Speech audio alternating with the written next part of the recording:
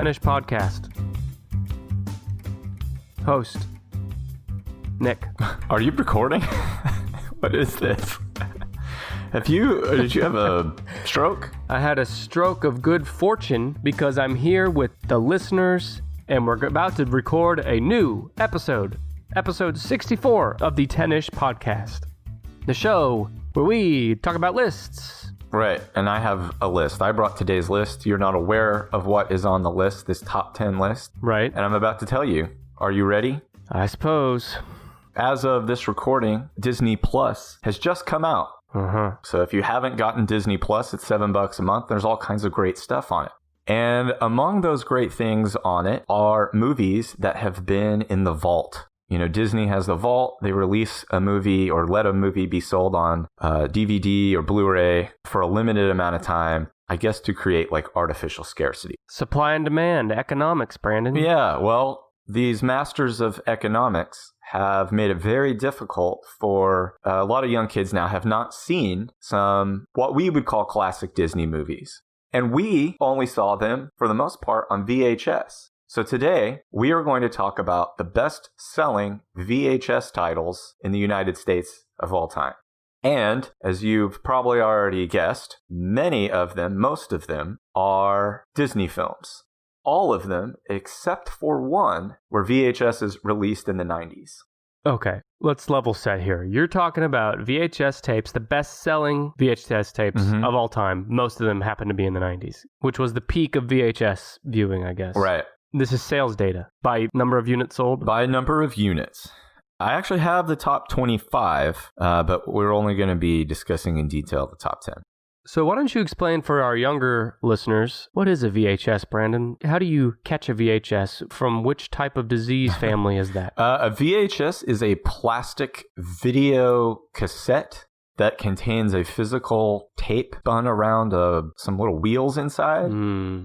That's true. When you put it in a VCR, the VCR automatically opens the tape head and spools the tape through, and I have no idea how the magic happens after that. It's the precursor to DVDs, basically, which is the precursor to Blu-rays, which is the precursor to 4K. Which is the precursor to being strapped down to a bed. Watching movies in your mind. Yeah, being strapped to a bed and just having movies streamed into your brain so you don't have to think or move. Movies happen to you in the future. Right. So yeah, it's how people watched movies at home all the way up until like early 2000s. What I'm interested to know is, maybe you don't know this, but is there a big correlation between the top grossing at the box office in the 90s and this list? Yes. All of these movies, except for two, also came out within a year the VHS being released. And all of these films that came out in the 90s, along with the VHS being released in the 90s, were the top movies of the 90s. Like when you think of the 90s, especially the three that are not Disney films, these are like the three, I think, definitive summer blockbuster films. The other 7 movies are Disney films, and 2 of those, the film was released way before VHS. All right. This is interesting, Brandon. You've got my attention. Right. What now? Now you start guessing. Is there porn in the top 10? Let's just be real. Nope. Isn't that a thing? Before the internet, people used to drive to the porn store to buy their VHS tapes of porn. Now, take it home, lock their wife in the bedroom, and then just spend the night watching porn on your big screen TV in your man cave with the wood panel walls. And then you gotta be kind, rewind before you take it back. Yeah. So they won't know where you stopped watching it. You know, I know you were around like before film was ever invented, but for me, my formative years were right on that fringe line between old technology and new. I grew up with VHSs, but I also grew up with DVDs later. Right. But like I listened to cassette tapes. I had my Big Willie style Will Smith cassette tape when I was 9 years old. My parents didn't have a cell phone when I was a kid, but they did when I was a teenager. So I'm just making the point that I kind of saw, I was on both sides of the coin on this deal. Whereas your entire childhood, up until high school, or maybe even college, there were no DVDs. I remember the first VHS that I received. It's actually in the top 25. I'll tell you that number 15 on the list is E.T. the Extraterrestrial. I got that VHS for my 4th birthday. Fast forward to college, and I remember there was one year in college where the kind of default answer for anyone like, well, hey, what are you asking for Christmas? Or what did you get for Christmas? The answer was DVDs. because people were slowly switching over to a new format. I remember thinking, I was probably 9 or 10, and I was at Blockbuster with my mom, and we were asking the front desk guy, like, what's the big deal with DVDs? I mean, don't they just do the same thing? And he was like, well, you can skip scenes, and I'll tell you what the number one advantage of, the number one advantage of streaming versus even DVDs nowadays, because I have kids, so... Starts where you left off. Well, there's that, but dude, when I have to load in a DVD versus just picking a movie like on Netflix... You're rolling your eyes. With the Netflix, it just starts. You just pick it and start. With the DVD, you gotta sit through fucking 20 minutes of menus or previews. You have to skip everyone. Some DVDs let you just hit menu on the remote and skip it all, but some, especially Disney's, very guilty of not allowing you to skip the opening shit. You spend $25 and then you have to watch like 10 minutes worth of commercials for other stuff you haven't bought yet. Every time you put the DVD in. Not just the first time, but every time you put the DVD in, you gotta sit through that shit. Even sometimes when the menu screen comes up where you can select play or scenes or extras, sometimes it's like an animated deal that takes like a full 30 seconds. You gotta watch that stupid crap. Yeah. Anyway, this is what people listen to our podcast for, to hear me bitching about DVDs. So yeah, I'm ready to guess. All right. Again, 7 of these are Disney films. 3 of them are not. The 3 that are not are clearly summer blockbusters. I'm going to give you a left field guess here. Okay. It probably isn't in the top 10, but maybe top 25. Free Willy. Free Willy is not in the top 25. I remember that being the shit back in the day. Okay. I'm gonna try to nail the non-Disney first. Okay. The Rock starring Nicolas Cage. Unfortunately not. There are no R-rated films in the top 10. Titanic. Titanic is on the list. Titanic is the 4th highest-selling VHS tape of all time. The film came out in 97, but the VHS... I don't think that's a summer blockbuster, by the way. I think that came out in December. Did it? Let me see. Pretty sure. It did. Your boy knows dates. December 19th, 1997. Still a blockbuster. Came out in 97. VHS was released in 1998 and sold 25 million copies. Now, when I was a kid, I was interested in the sinking of the Titanic. I think a lot of kids or even adults go through kind of like a shipwreck interest phase. I don't know about that, but okay. I remember I checked out like several big picture books from the library, including adult books on the sinking and then the discovery of the wreckage, how the ship was built, like how it was kind of revolutionary for its time. So I was super excited to see the movie. I did not realize, however, how... Shitty? Yeah, I loved all the history stuff, but I didn't realize, like, it was mostly a corny love story. I mean, I guess I should have seen that coming. You have to package this history with something, and I don't know. I think there was a lot of tears in the movie theater among people feeling emotional about the 2 main fictional characters, and not so much about, like, the actual few thousand people that froze to death and drowned. I know you were what, probably late teens when this came out? I was 16, yeah. I was quite a bit younger than that. And I remember when this thing came out on VHS, me and all my little friends that were all entering the puberty right around this time, we loved to sneak that VHS off the shelf at a sleepover, pop it in the movie, fast forward right to Watch her be drawn like a French girl? I mean, you said it, but I know a lot of boys out there can relate. Because this is, in 1997, little boys like me didn't have access to much more than that in the world. So you took what you could get. And on VHS, you would have to very carefully rewind and pause. And then on the pause screen, there'd always be lines on the screen. You weren't getting that 4K pristine boob shot. Yeah. Most people know all of these films very well. So I'm not going to recap the plot of these movies most of us have seen multiple times. But I did try to find some interesting facts that I didn't know about movies that I think we are all familiar with. So this is one. I learned Tom Cruise was interested in the role of Jack Dawson that originally went to Leonardo DiCaprio. And I was thinking about this. Wasn't he like too old? Yeah, he was too old. But I wish they would have done it anyway. So when Leonardo DiCaprio is on the front of the ship with his buddy at the beginning, when he puts his arms out and says, "I'm the king of the world." Yeah. Real asshole, by the way. Yeah. Real douche move. But imagine that as Tom Cruise, and it completely makes sense. Yeah. Tom Cruise has probably done that before, like on a yacht. He's probably done it on a helicopter, on a jet. I think they missed an opportunity to amp up literally everything about the movie just by putting Tom Cruise in it. And you know who should have replaced Kate Winslet in this case? Tom Cruise? Whoopi Goldberg. I would have watched it. Can you imagine a love story between Tom Cruise and Whoopi Goldberg? I would watch it. On the Titanic? I don't care what movie it was. The Titanic part sells it even more for me. Rosie O'Donnell and Tom Cruise. She used to be obsessed with Tom Cruise when she had her talk show. Oh, yeah.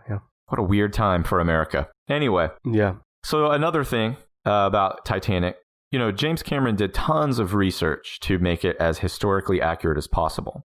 And then a few years ago, it was released on stunning Blu-ray or whatever. And Neil deGrasse Tyson, America's favorite annoying nerd.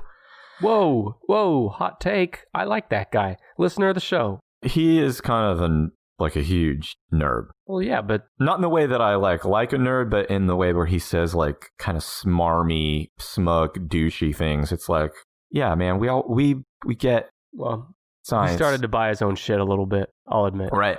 So this is a good example of it. He pointed out obnoxiously to James Cameron that the stars in the sky were wrong when the ship was sinking. They should have been in different places or whatever. So James Cameron changed it. And I think James Cameron should have said, shut the fuck up. James Cameron is amazing. If you completely ignore the whole Avatar thing, which is also amazing. If you ignore Terminator and Terminator 2, if you just concentrated on him making Titanic, he is one of the most impressive people or interesting people I've ever heard of. So James Cameron had a fascination with shipwrecks, same as I did as a kid. And for him, he said that Titanic You just compared yourself to James Cameron. Okay. Well, we had the same basic interest in shipwrecks. Nothing from there on, our stories diverge. Mm-hmm. He said that Titanic was like the Mount Everest of shipwrecks because of where it rested so deep in the ocean. IMAX film was made in the 90s that had footage of the wreck, and James Cameron wanted to do the same thing, but he works in Hollywood, so he sought Hollywood producers funding to pay for an expedition to do that same thing. So he said he did not necessarily or particularly want to make the movie Titanic. He just wanted to dive down to the shipwreck and have someone else pay for it. And so the movie Titanic was born out of that. Right. It was nominated for 14 Academy Awards. It won 11 of them. And it's one of the highest grossing films of all time. All this was secondary to the fact that he just wanted to dive down in a submarine and look at the Titanic. Did he get to do that? He did get to do that. So his crew shot 12 times at the wreck of the Titanic in the summer of 95. And at that depth, 6,000 pounds per square inch under the ocean at that depth. If any minor thing goes wrong, you and your submarine are instantly destroyed. Yeah. What a badass. He went down to the bottom of the ocean just because he thought, man, this thing would be awesome to take a look at. I'm going to get Hollywood producers to pay for it, and then I'm going to reap all the benefits of this being like $1 billion movie. When you're ready to climb down off James Cameron's dick. Never. You can let him know that I'm still mad at him for Avatar. Oh. Well, you've got more Avatars coming out to maybe cleanse the palate. Yeah. So that's Titanic. It launched Leo. Well, Leo was he was a thing before that, but it kind of catapulted him. Yeah. It also launched Celine. Okay, I don't know if it launched her, but that's the first time I heard of Celine Dion. It really helped them all. Titanic, number 4. Yeah. 25 million copies. Do you know if that 25 million... I know for albums, if a double album comes out, it gets counted twice. It was a double VHS purchase, but no, just counts of single units. Fucking 1997. We had landed on the moon 30 years earlier, and we still had restraints and tapes to where you had to switch the tape halfway through the movie to finish it. Yeah, 195 minutes. What a pain in the ass. I remember the box for the double tape Titanic. The first box was all lovey-dovey, the ship is intact and beautiful, and the second box had all the shipwreck scenage, and it was darker. Yeah. Rest in peace, Titanic people. Okay. Oh, hey, I'm going to try to hit... I just remembered something about the Titanic. So in Branson, Missouri, if you're listening to this and you don't know what Branson, Missouri is, and you don't the Las Vegas of Missouri. Right. It's Las Vegas if it was run by Ned Flanders. One of the attractions there that is kind of cool is a Titanic museum. The museum's really cool. They got a lot of original pieces, cool replicas. But one of the last things in the museum is they have a sink of water that is chilled to the same temperature that the water was the night that the Titanic sank.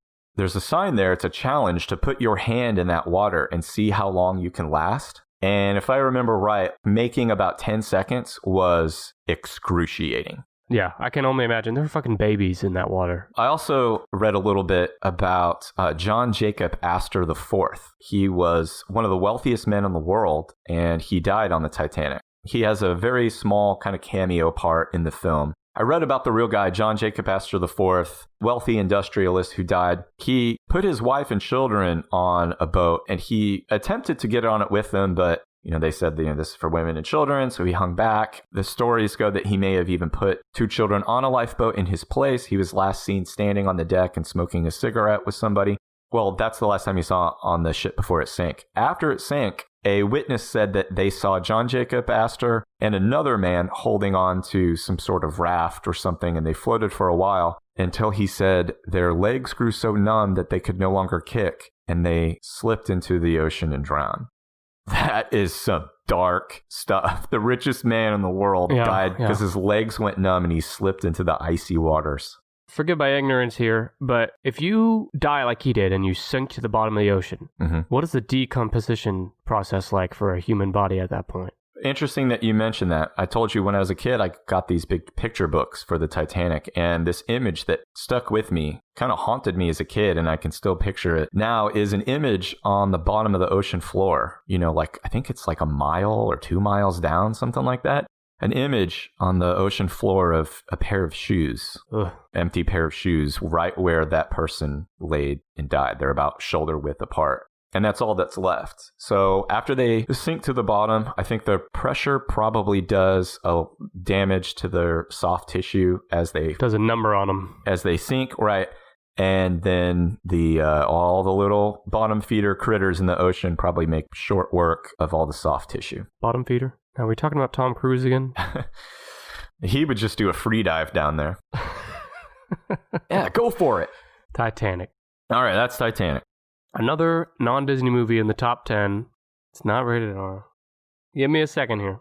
There are 2 remaining 90s blockbusters. Both of them are definitive summer blockbusters. Well, Terminator 2 was rated R, right? Terminator 2 was rated R. It is not in the top 25, and it came out in 1991 or 92. And yeah, it's strangely not on the top here. Scream couldn't be then either because it's rated R. What else am I missing? Forrest Gump. Nope. Blockbuster. Think, what would kids also want to rewatch? A lot of these are top-selling VHSs because of the children's rewatchability. But it's not Disney. No. I would say these 2 movies that are left are like, I saw both of them when I was between like 10 and 12 years old, and I was ripe for them. The Santa Claus? No. I need another hint. Okay, these movies are not necessarily directed specifically at kids. They both feature some landmarks in the use of computer-generated effects.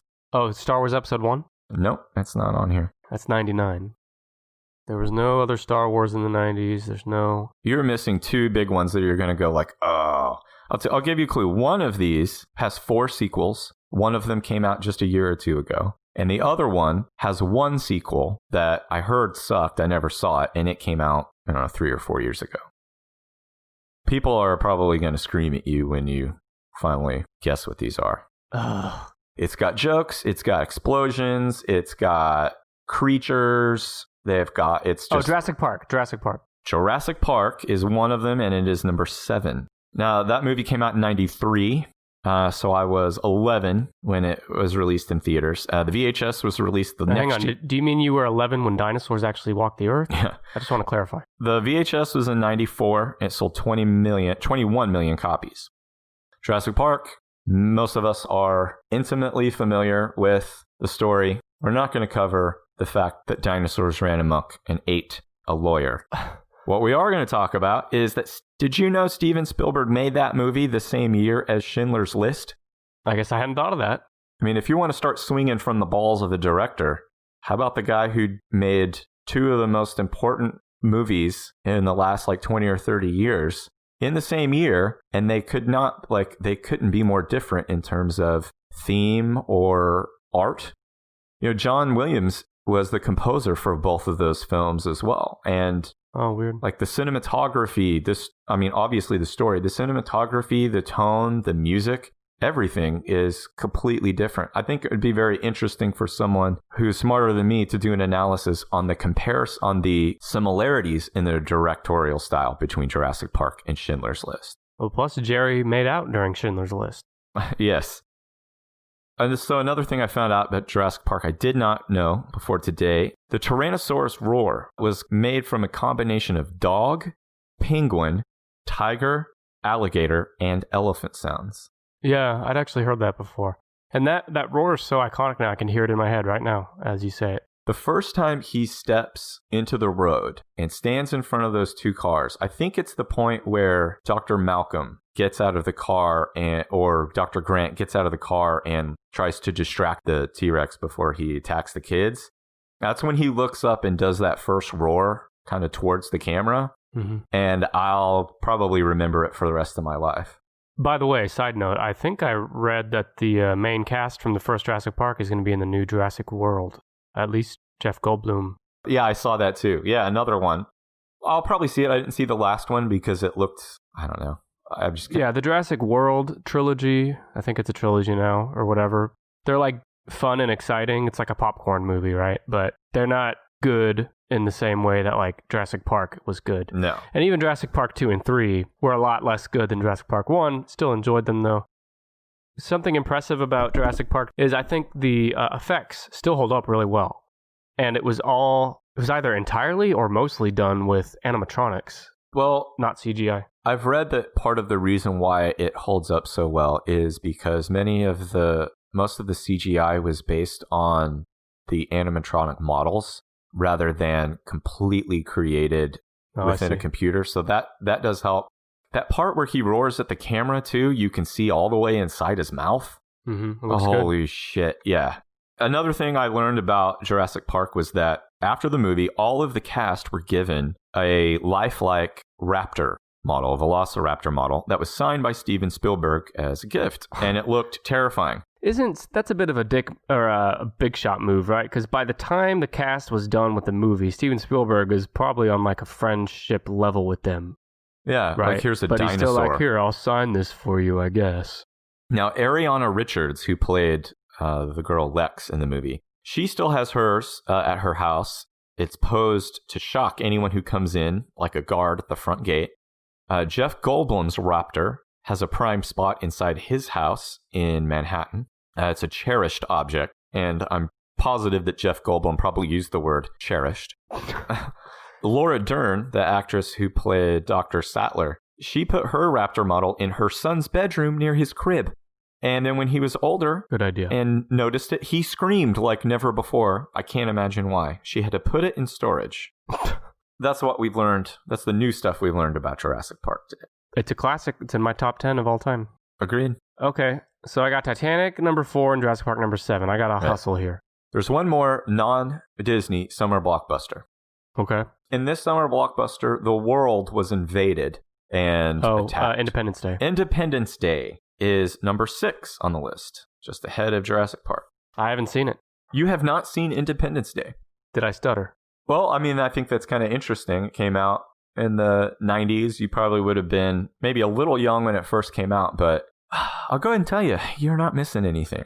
Whoa, I thought everyone loved the movie.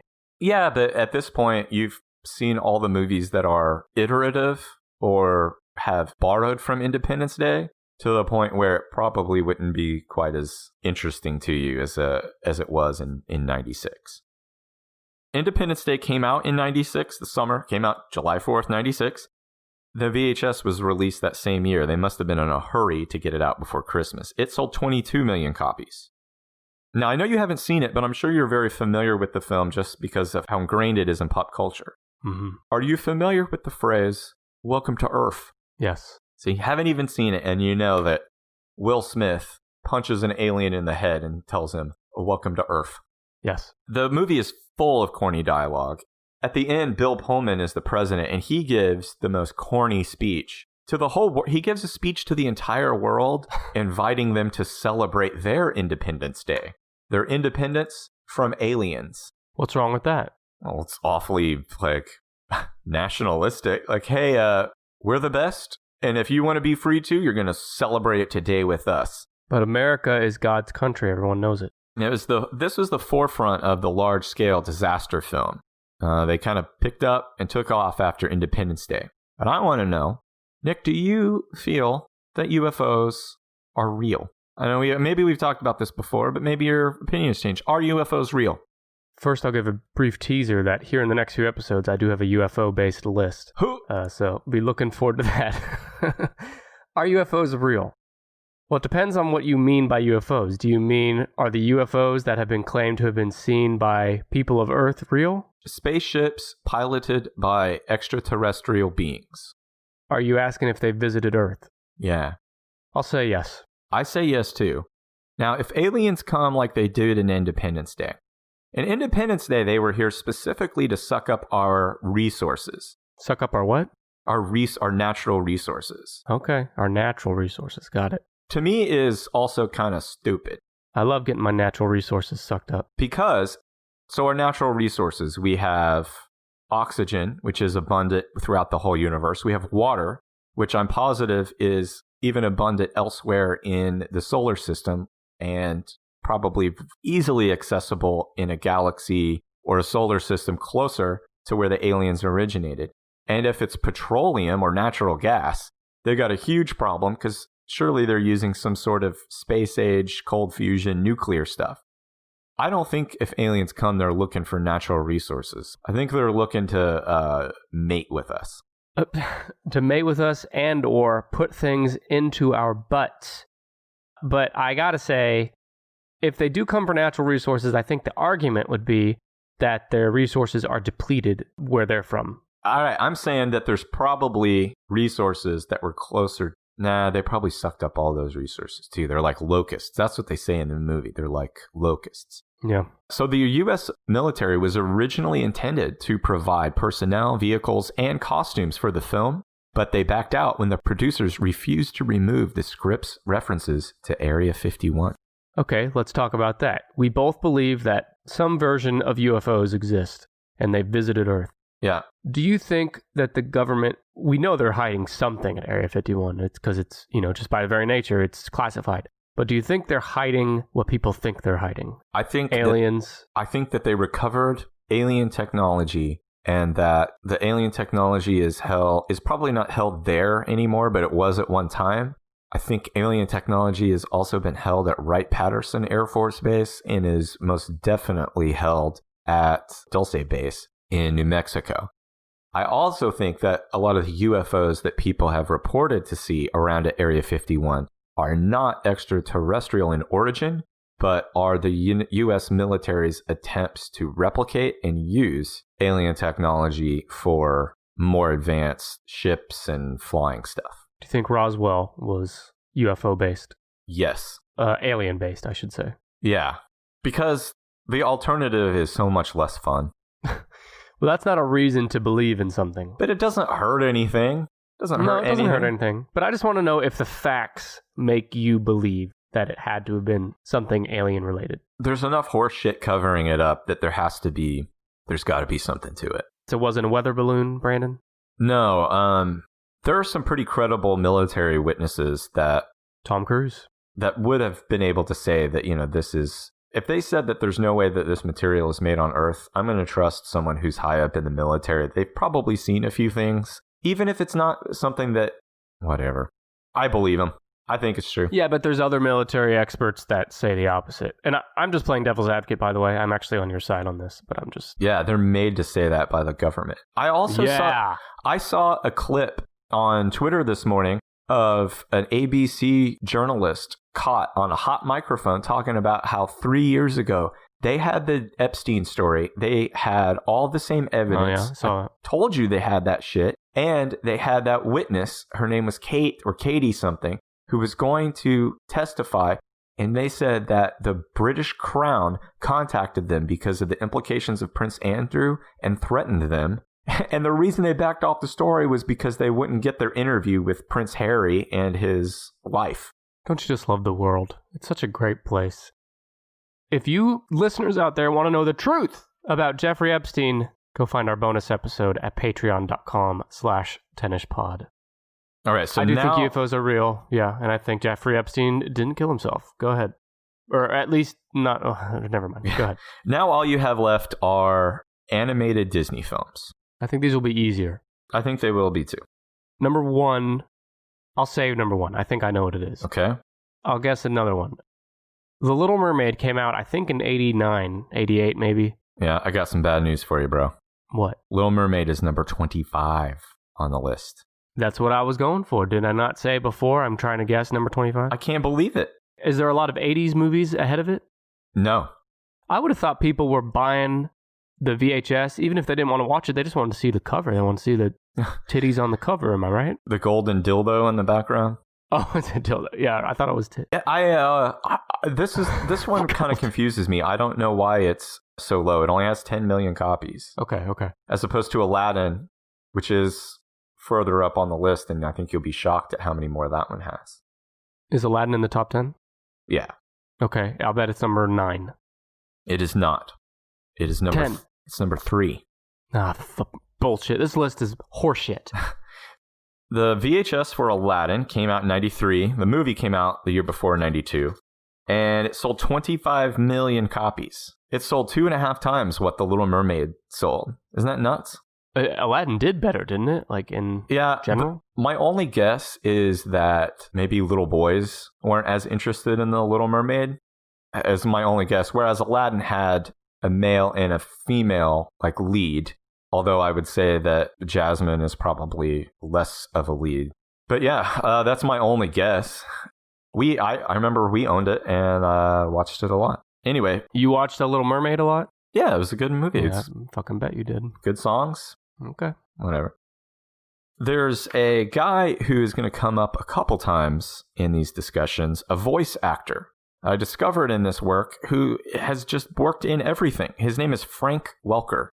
And I'll mention him again when he comes up. But Frank Welker is an accomplished voice actor. He did the voice of Abu the monkey. Yes. He also did the voice of... Well, I'll tell you what else he did the voice for later in the show. But I think it's interesting that this guy popped up multiple times throughout my research. In some movies, he only voiced very small minor characters. It's kind of like that guy that's in all the movies as like the non-human. He did Golem and Caesar the Ape and Planet of the Apes. You know who I'm talking about? Andy something? Andy Serkis, yeah. Yeah, that guy. Yeah, kind of. This guy, Frank Welker, just must have, like, he's a really talented voice actor, and I didn't realize, like, how talented these guys have to be and do so many different things to... Nah, it's easy. You just got to do a funny voice, Brandon. Silly voice. Did you know Aladdin was voiced by this guy named Scott Winger? He was DJ's boyfriend, Steve, on Full House. Yep, I knew that. All right, well, fuck it. We'll move on. Now listen to this. I saw... Okay. Aladdin in the movie theater for the first time. And when I saw it in the movie theater, there were different words to the song at the beginning. Did you know that? The first song? The opening song is called Arabian Nights. Mm-hmm. The lyrics that you hear now are, where it's flat and immense and the heat is intense. It's barbaric, but hey, it's home. Yeah. The original line was, where they cut off your ear if they don't like your face. It's barbaric, but hey, it's home. Huh. And the American Arab Anti-Discrimination Committee said, like, you can't do that. You can't talking about cutting off an ear if they don't like your face. Did that version make it into the early VHSs? Let's see. The change first appeared on the 1993 video release. Okay. Original lyric was intact on the original CD soundtrack release, and then re-releases edited that lyric. The Broadway adaptation also uses the edited line. You'd think that they would come across that before the theatrical release. I mean, it's a major release. Oh, shit. You might also remember there was some controversy. There's a part in the movie where it sounds like someone is whispering, "Take off your clothes." All good teenagers, take off your clothes. Yeah, that. Right. It's when Aladdin is threatened by the tiger Raja when he's on the balcony. The actual line, according to the commentary track on the 2004 DVD, admits that voice actor Scott ad-libbed during the scene. They said, we did not record that. We would not record anything about teenagers taking off your clothes. It's kind of absurd to think that they would hear it and then keep it in. But he said the line was, good tiger, take off and go. And the word tiger is overlapped by the tiger's snarl and making it a little bit harder to tell. I don't know. They removed that line on the DVD release. And I bet if you listen to it or watch it on Disney Plus now, it's gone. It's edited out. Disney Plus Now sounds like a new version of Disney Plus. They're going to have Disney Plus Now, Disney Plus Then, Disney Plus Go. HBO is like that. They have HBO Now, HBO Go, and HBO Max coming out. Plus the normal HBO. It's too much. Too much, yep. All right. Okay. So, Aladdin. Why don't I move into my next guess, which will be Beauty and the Beast. Beauty and the Beast is guess what number? 5. Yeah, shit, it is 5. Knew it. You know, you went on about how Little Mermaid didn't appeal to little boys as a possible reason it's so low, but Beauty and the Beast, you could maybe say the same thing, although it does have a beast in it. And the Beast is pretty cool. I mean, it's implied in one scene that he's been attacking animals and eating their carcasses. Wait, are we on Tom Cruise again? Beauty and the Beast, the movie came out in 91, the VHS was released in 92, and it has sold 22 million copies. The most important character in Beauty and the Beast, as we all know, is Gaston. Gaston, the man himself. He should have had his own movie, right? It's kind of interesting that they haven't done anything with that since. Because even like Jafar had an Aladdin sequel about him. Right, he returned.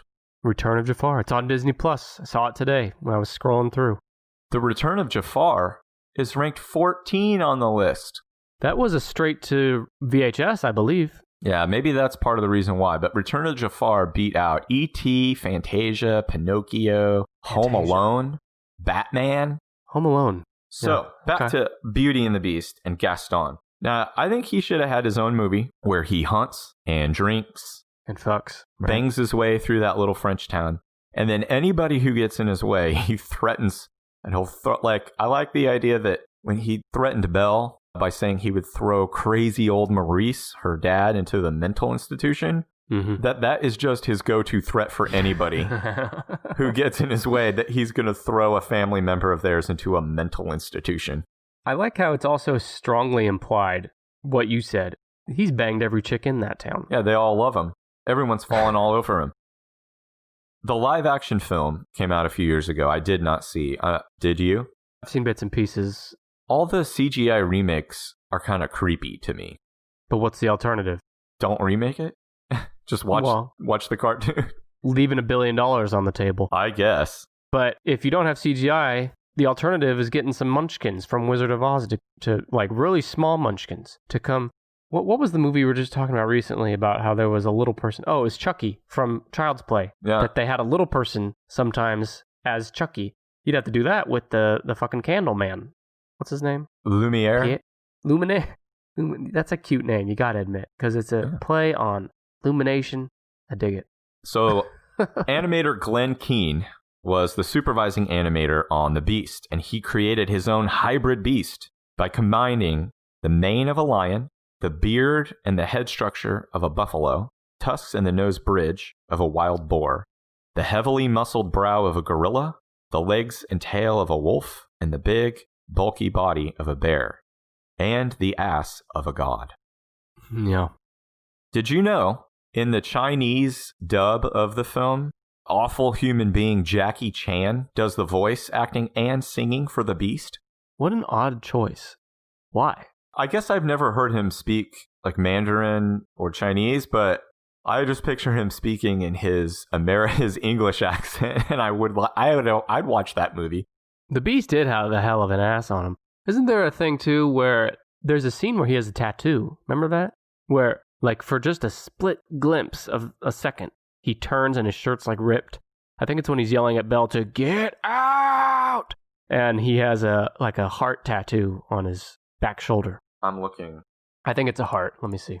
Okay, right now I see a lot of images of people who got their own tattoos of the rose. Yeah, I can't find it because you just get a bunch of like real tattoos in the... It does sound kind of familiar.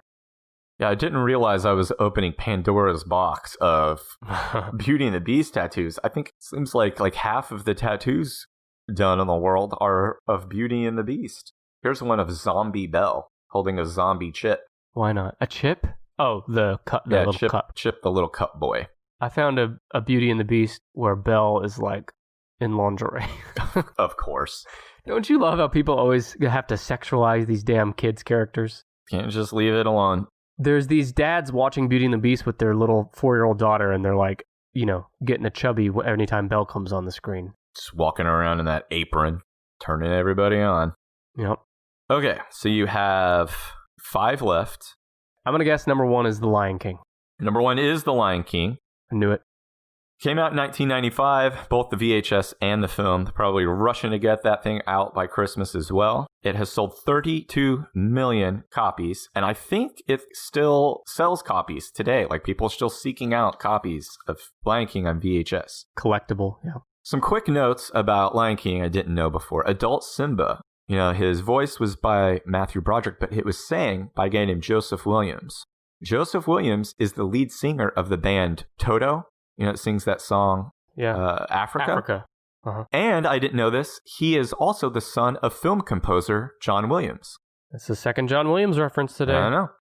James Earl Jones and Madge Sinclair do the voices for Mufasa and Sarabi, the king and queen lions, just like their characters of the king and queen of Zamunda in the movie Coming to America. I don't know if you know this, but The Lion King and Pocahontas were being worked on at the same time. And the A team for Disney was working on Pocahontas. Lion King was the B team. Why is that? They thought Pocahontas would be bigger? They thought Pocahontas would be bigger. I don't know why. Here's my other reference to Frank Welker, voice actor. All of the lion roars in the movie were done by him. How's that? Is that one of the most surprising things, that every lion roar was recorded by a man's voice? That shocks me. So that's why I started getting into who is this Frank Welker guy? How can he do that? He also has voiced Scooby-Doo and Megatron, Garfield, and Curious George. Is he a regular on any of those? Yeah, he's a regular Scooby-Doo and regular Megatron. The Garfield show, I think he was one of the only voices of Garfield. And he also is the voice of, in Aladdin, the tiger's head that comes up, the entrance to the Cave of Wonders. Yeah. He also does that voice. Frank Welker, Jesus. Yeah, this guy's amazing. And he's just a voice actor. Just a voice actor. Do you know the lyrics for the opening chant to The Circle of Life? No. So it's... I can't do it. I'm going to try to read it. Nats ingonyama bakisi baba. This is great. See the hum ingonyama. Nats ingonyama bakisi. Please stop. Baba. See the hum ingonyama. Ingonyama sinyukoba. Read the first few lyrics as Dr. Phil there. I'll do the last lyric. Ingonyama, ningu, and enambala. This translates as, now here comes a lion, father. Oh yes, it's a lion. Here comes a lion, father. Oh yes, it's a lion. A lion we're gonna conquer. A lion, and a leopard come to this open place. You're fucking shitting me. That's the real lyrics? Yeah, that's what it means in whatever language that is. Yeah, I think it's French, right? Why? Why not just... A 2-year-old could come up with better lyrics than that. Or better meanings than that. It's probably something's lost in translation. Okay. We got it. All right. That's it for Lion King. Okay. What else would you guess? I'm going to give a off the radar here, too. Actually, this isn't in it, but I'll say it anyway. The Fox and the Hound. No, it's not in the top 25. 101 Dalmatians. No, 101 Dalmatians is number 12. Okay. One of these is a completely computer animated film. Toy Story. Toy Story is number 8. Knew it. The VHS came out in 96. The film was released in 95. It sold 19.5 million copies. Everyone is familiar with Toy Story, the characters, and the stories for the most part. I guess Not people in North Korea. the main thing that I want to address with Toy Story is, can you kill a toy in the Toy Story universe? Yes. I know that they blew up Combat Carl, right? In the first one? Right, but they also can take toys apart and put their pieces back together and make a new toy. So at what point is there not enough toy left for it to be conscious? Well, I guess no, because in the fourth one, the new one, have you seen it? I've seen about half of it, yeah. What'd you do? Go to the theater, see the first half, and then fall asleep? No, we were watching it at home, and I had other things to do while my kid was watching it. Yeah. Hot dogs to eat. I know about Forky and creating Forky and how he sort of came to life. Which is kind of weird in its own, but there's a cat in the toy store that rips apart a stuffed animal. Mm-hmm. But you're right, because the top half of that stuffed animal, I think he's a horse, he is in the little toy bar club later, half of him still alive. And they're like, hey, I saw your better half out there. Joking. It's weird. At some point, there's not enough toy left for it to be sentient anymore. But also, when does the toy first come to life? Because think about the toy factory. There's people, or elves if you want to go there. There's people putting these toys together for the first time. And the second the toy is finished, you'd think it would open its eyes and look around and be like, what the fuck is this? Where am I? Who am I? But they don't. They wait until there's no people around. Or maybe until they're property of a child. But they're not all like that, though, because there's some that aren't the property of a child. Yeah, that's true. And in the second or third one, when they go to the toy barn. Second one. And it's full of Buzz Lightyear toys. Mm-hmm. Aren't some of them sentient in the box? Yeah, they are. It is weird when you think too hard about it. The Toy Story, got some problems with the Toy Story and narrative. The science falls apart under scrutiny. Yeah. You have 3 left. Now, one of them, we've actually mentioned before, the film and the movie, the film and the VHS Pocahontas. came out. Pocahontas. Pocahontas is number 9 on the list. I'm kind of shocked that it beat Little Mermaid, Bambi, Home Alone. Bambi, damn. And I've got some Pocahontas facts for you. Spit 'em. Came out in 95, VHS in 96, sold 17 million copies. Mel Gibson was the voice of John Smith. No way. Mel Gibson is a Disney prince. How did I not know that? It was one of the main selling points of the film to me. Now, in the film, John Smith fights Godzilla? Kocoum Oh. for Pocahontas' affection, and he wins, which some critics say symbolizes Western Europe's domination of the Americas and the white man's domination over men of color. The real Pocahontas, her name was Madoaka. Pocahontas was just a nickname that meant like little one or small girl. She was only 10 or 11 years old at the time that John Smith was around. Ew. He was 28. There is no evidence, fortunately, for them having a romantic relationship. However, an English colonists did capture Pocahontas 3 years after John Smith left for England. And when she was there, she converted to Christianity and later married John Rolfe. Who's John Rolfe? He was another one of those guys who was hanging out with John Smith. Well, welcome to the team, Pocahontas. Yeah. Poco. So now 2 left. Both of these are films that were released decades before their VHS was released. Both animated Disney films. Snow White. Snow White and the Seven Dwarfs is number 2. That was surprising to me. It has sold 27 million copies. Original movie came out in 1937. The VHS came out when the vault opened up in 94. Do you remember at the end of the movie, I didn't realize this, that Snow White laid in that forest after she ate the poison apple for a year? No. Yeah, I thought it was How like... come animals didn't eat her? I know. I thought it was a couple days. In the story, it's a year before the prince shows up to kiss her. And I also think it's kind of lame that at the end of the movie, just have this random prince walk in and kiss her and save the day. They should have had Dopey kiss her. I'm going to address the Dopey thing, but first I want to ask, she would have died from not eating and drinking, number 1. The prince is a creepy motherfucker for coming up and kissing what could be a corpse for all he knows. An unconscious woman. Who knows what else he did to her. And Dopey, he doesn't know what sex is or kissing. He doesn't know any of that. He's an innocent young man. Little baby man. Yeah, they do. You can almost forget that Dopey is an adult, I think, based on the way he looks and acts. Yeah. At a recording session, Lucille Laverne, the lady who voiced the Wicked Queen, was told by the animators they would need an older or raspier version of the Queen's voice for the Old Witch. So she stepped out of the recording booth, returned a few minutes later, and gave a perfect old hag's voice that stunned the animators. And when they asked her how she did it, she said, "Oh, I just took my teeth out." It's like you when you're getting ready to hit record on the Tennis podcast. Snow White and the Seven Dwarfs was Adolf Hitler's favorite film, along with King Kong and Sun Valley Serenade.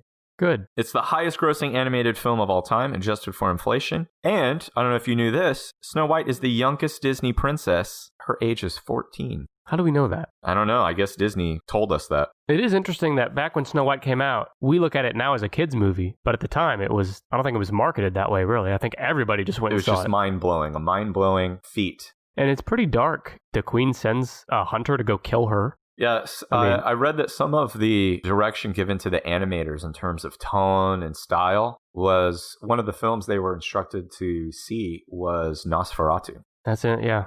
Crazy. And we're coming up on, it's not that far off from being 100 years since this film came out. Yeah, we live too far in the future now. We do. Okay, one more on the list. Again, it came out decades before the VHS. The VHS was released in 1988, sold 17 million copies. Sleeping Beauty. Not Sleeping Beauty. Good guess, though, right? Good guess. Give me 11 through 15. 11 through 15. Number 11 is Toy Story 2. 12 is 101 Dalmatians. 13 is Shrek. 14 is Return of Jafar. 15 is E.T. the Extraterrestrial. Shrek came out in like 01 or 02. That's very late in the VHS world. That and How the Grinch Stole Christmas in 2001 are the most recent VHSs released on here. I owned both of those on VHS. Okay. This came out before... The film came out in 1950. Cinderella. Cinderella is number 10 on the list.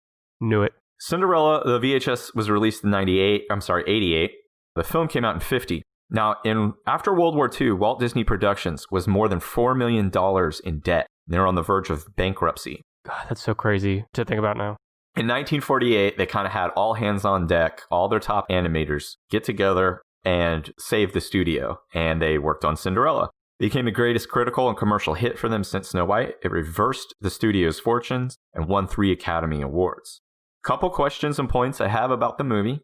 She and the Prince, Cinderella and the Prince, are both, I think, 2 of the blandest classic characters in the Disney repertoire. Mm-hmm. Excluding the initial prologue that explained how that stepmother came into Cinderella's life, and excluding the closing wedding scene, just the little intro and the epilogue, the whole main story of the film, I did not realize, takes place over a 24-hour period. Huh, yeah, I didn't know that. She starts her day with her chores, the prince's ball is that evening, and then she successfully tries on the lost slipper the following morning. Isn't it interesting how, and the theme in all these early Disney movies is that the prince doesn't even fucking know the princess, and then they just fall in love at once and kiss. But he swoops in at the end and makes everything okay. Yeah, it's not something that really holds up now, but I mean, it's like in the movie Sleeping Beauty, the main character is asleep at the end, and this prince who just sort of wandered up in the forest and danced with her and was kind of, he is more of a character in the movie. You can tell he has a good heart and stuff, but good heart on, am I right? He's the one who slays the scariest Disney villain, in my opinion, Maleficent, because she turns into a fire-breathing dragon right after she says, "And all the powers of hell!" Yeah, that's intense for That's pretty big for a kid's movie. Yeah. So that's it. That's top 10 best-selling VHS tapes of all time. Again, starting at number 10, they were Cinderella. 9 is Pocahontas, 8 Toy Story, 7 Jurassic Park, 6 Independence Day, 5 Beauty and the Beast, 4 Titanic, 3 Aladdin, 2 Snow White and the Seven Dwarfs, and number 1 selling VHS of all time, The Lion King. The Lion King. See, I could have been the lion too. Was that Frank Welker? Yeah, Frank Welker, listener of the show, Tennis patron, in fact. Remind everyone to rewind this episode before you return it to your local video store. Thanks for listening. Thanks for that list, Brandon. We'll be back next week with episode 65, a special Q&A episode. And if you haven't already, be sure to follow us on Facebook, Twitter, and Instagram at TennisPod. Brandon, what else do you want to say? Send your cues so we can A them. That's right. We want to A the living shit out of your cues. Send your quilts so we can ask them. All right. Thank you and goodbye. Thanks.